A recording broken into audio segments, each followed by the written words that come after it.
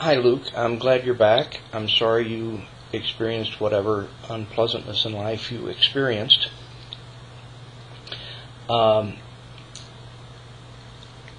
thing about unpleasantness is that in many ways it brings us closer to reality when in fact reasonable premises and logic might show us something very different about life. And as I've sort of expressed in at least one of my other videos, the idea that non-racist people can make videos saying that they believe that racism should be permitted without government interference because they just can't see it surviving in an enlightened society. I view the making of those videos in a way as very positive because it means we are living in a world where many people just don't get it. And that's kind of really the position that we would like everyone to be. We just don't get racism. Why does it exist? It makes no sense.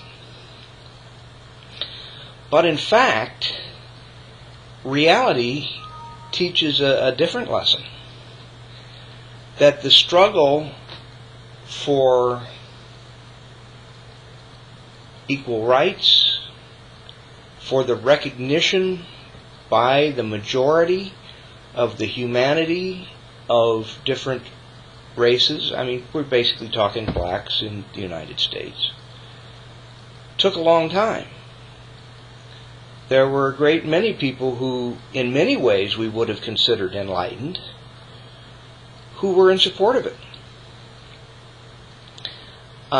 And I guess my argument is just in favor we can do all the logic we want applied to invalid premises and get the wrong answer. And history teaches us that humanity doesn't act rationally. It doesn't act in its own behavior, in its own self-interest. And so somewhere what I'm going to have to do is put together a video, and maybe some people will either do it themselves or send me some comments about specific aspects of history to help me make this point.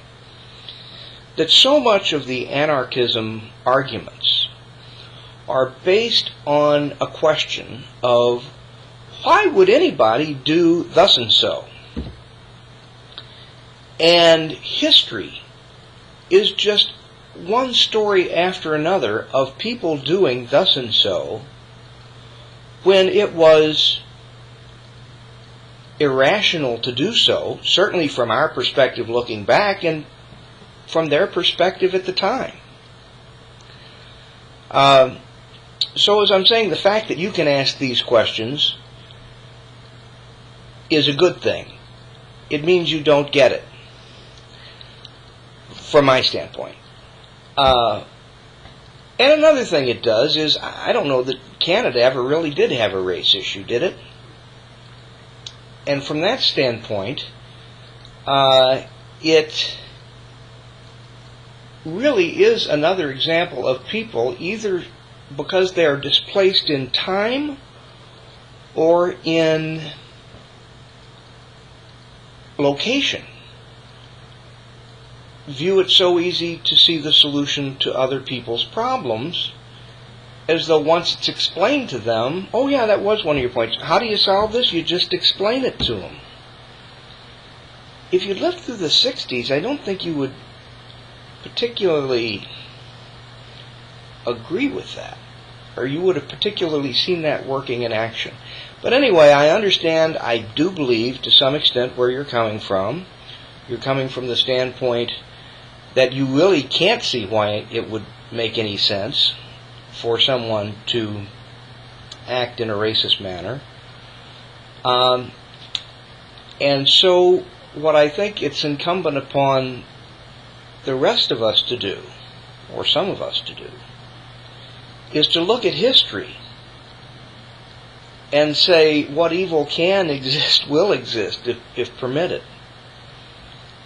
Now, whether it is solved by government action or not, that is perhaps a very separate question. But if saying that government action is not necessary because, if left to their own devices, people will do good,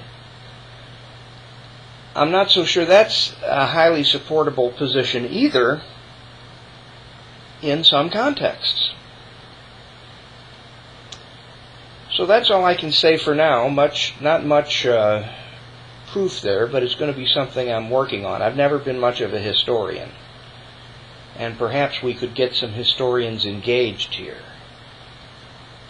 to say that if we asked these types of questions at various points in history and tried to predict the result, that we would not have observed the history that in fact did unfold.